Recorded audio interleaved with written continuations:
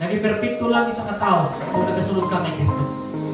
Mugma, hindi lang ikapaglantaw mo sa kababay, nanamihan ka na, kumbaga naganahan ka, mugma na hindi. It's a commitment towards what? Imperfect people. Kaya nga, may mga partner kita, may mga kabataan kita na hindi perfecto.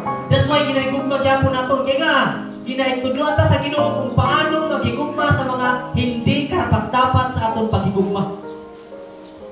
Tama ba? Kaya nga, hamal sa Biblia, kung ginahigugma mo lang na naghigugma sa imo, ano makuha mo?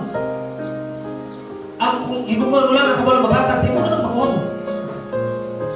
Di ba, hamal sa Biblia, love your enemy? Putay na. Tama? Putay na. Kaya nga, kita tanan, hindi ka perfect. Bisan pa makapal ka, pastor, wala ko yung ng malaki. Bisan wala kayo yung ng malaki, pero sa mata sa Diyos, may yung ka niya. Wala ka lang nakita.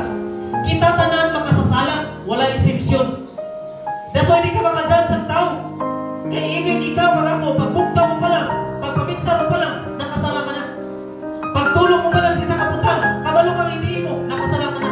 Isa-isa ko. Di na bukmala.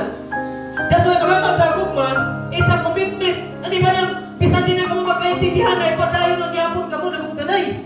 Tama ba? Kaya it's a commitment towards what? Imperfect people.